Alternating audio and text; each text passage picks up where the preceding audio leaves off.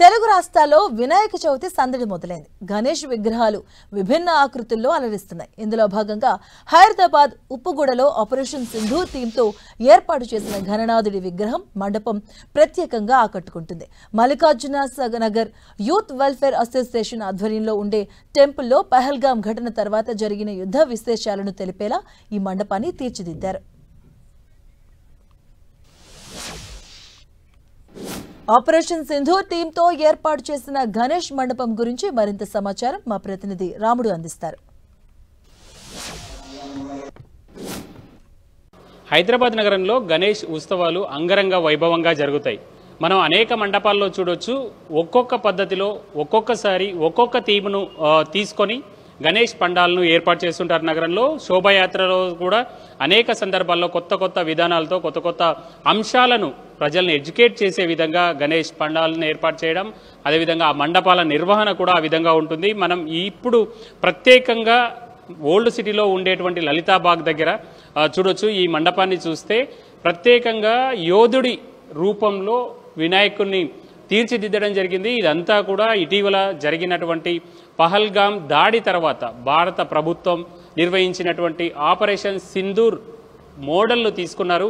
అక్కడ జరిగినటువంటి విధానాలను కానీ వాటన్నింటినీ కానీ చెప్పే విధంగా చేశారు. ప్రధానంగా చూస్తే మనం పహల్గాం దాడి ఘటన తర్వాత ఆ ఘటన ఏ విధంగా జరిగింది, అక్కడ హృదయ విదారకమైనటువంటి అంశాలను మనం కల్లారా చూసాం. అక్కడ ఉండేటువంటి వీడియోలు కానీ ఫోటోల ద్వారా కానీ వాటన్నింటినీ చూసాం. వాటన్నింటినీ ఒకవైపు ప్రదర్శిస్తూనే ఆ తర్వాత యుద్ధం చేసినటువంటి విధానం కానీ, అందులో ఏ బాంబులను వాడారు, ఏ సైన్యాలు పాల్గొన్నాయి, మనం చూస్తే ఇండియన్ ఎయిర్ ఫోర్స్ కానీ, ఇండియన్ నేవీ కానీ, ఇండియన్ ఆర్మీ కానీ వాళ్ళు ఏ విధంగా పాల్గొన్నారనేటువంటి అన్ని అంశాలను తెలియజేస్తూ మనం గణనాథుడికి వాహనమైనటువంటి మూషికం మనం చూడొచ్చు. ఆ మూషికానికి కూడా ప్రత్యేకంగా గన్స్ కానీ అవన్నీ కూడా ఏర్పాట్లు చేసి ఇక్కడికి వచ్చినట్టునే ఎక్కడైనా మనం దేవాలయానికి వెళ్తే ఒక మనశ్శాంతి, ఒక ప్రశాంతత ఉంటుంది. ఆ ప్రశాంతతతో పాటు ఇక్కడికి వచ్చిన తర్వాత ఒక దేశభక్తిని పెంపొందించే విధంగా ఇక్కడ ఉండేటువంటి ఈ మండపం నిర్వాహకులు ఏర్పాట్లు చేశారు. నిర్వాహకులు ఉన్నారు మనతో పాటు. సార్, మీరు ఈ విధమైనటువంటి ఏర్పాటు చేయాలనేటువంటి ఆలోచన ఏ విధంగా వచ్చింది? దీనిని ఎన్ని రోజుల క్రితం దీన్ని ప్రారంభించారు? ఇది ఏర్పాటు చేయడానికి మేము ముఖ్యంగా అనుకుంది ఏంటంటే ఈ సంవత్సరం ఏదన్నా డిఫరెంట్ కాన్సెప్ట్తో రావాలనుకున్నాము. యాక్చువల్లీ ఎవ్రీ ఇయర్ ఏదైనా ఒక కొత్త కాన్సెప్ట్తోనే వస్తుంటాము. 2023లో చంద్రయాన్ ప్రాజెక్ట్ చేసినాం.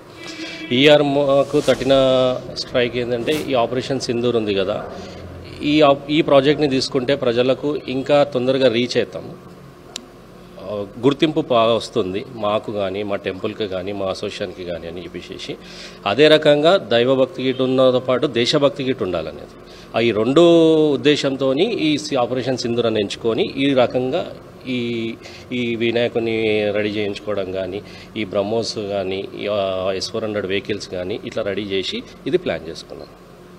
మొత్తం ఎంత కాలం పట్టింది ఇదంతా కూడా కంప్లీట్ కావడానికి?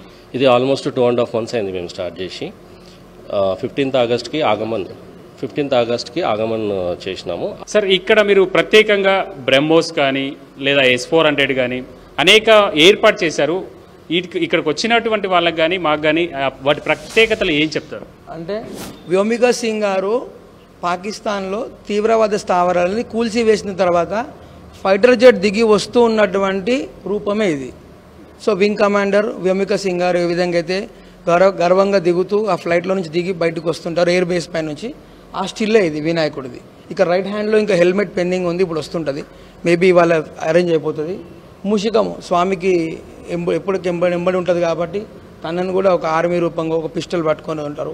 ఈ మూషికాలన్నీ కూడా ఆర్మీ ఉంటారు.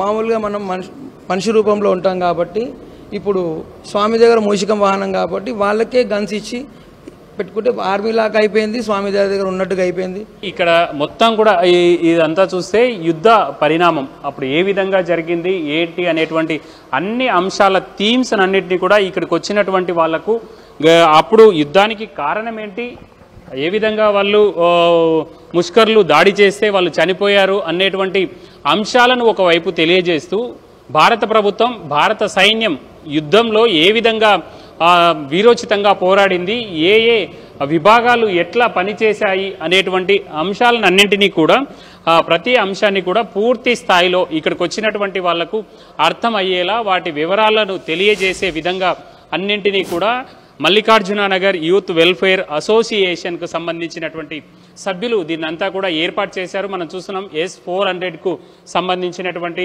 ఇది చూస్తుండగా మరొక వైపు బ్రహ్మోస్కు సంబంధించినటువంటి క్షిపణులను మొత్తం ఇక్కడ అంతా కూడా ఏర్పాటు చేయడం జరిగింది. అదేవిధంగా ఒక్కొక్క దాని అంశాలకు సంబంధించినటువంటి అంశాలను కూడా ఇక్కడ క్లియర్గా వచ్చినటువంటి వాళ్లకు అర్థమయ్యే విధంగా ఇక్కడ ఉండేటువంటి యూత్ వెల్ఫేర్ సభ్యులు అన్నింటినీ కూడా ఏర్పాటు చేయడం జరిగింది. ప్రధానంగా నిత్యం ఉండేటువంటి గణనాథుని చెంతలోనే ఇప్పుడు ప్రత్యేకంగా ఈ మండపాన్ని అరేంజ్ చేసి ఇక్కడికి వచ్చినటువంటి వాళ్లకు భక్తి మాత్రమే కాకుండా దేశభక్తియుతమైనటువంటి మెసేజ్ను అందించే విధంగా ఇక్కడ మల్లికార్జున నగర్కు సంబంధించినటువంటి యూత్ సభ్యులు ఒక మంచి ప్రయత్నం చేశారని చెప్పుకోవచ్చు. ఇదంతా కూడా ఇక్కడ ఉండేటువంటి వాళ్లకు ఇక్కడ వచ్చేటువంటి వాళ్లకు ఒక విజ్ఞానము ఒక దేవుడి భక్తి మాత్రమే కాకుండా దేశభక్తిని పెంపొందించే విధంగా ఒక మంచి కార్యక్రమాన్ని ఈ ప్రాంతానికి సంబంధించినటువంటి యూత్ చేశారనడంలో ఎలాంటి సందేహం లేదు.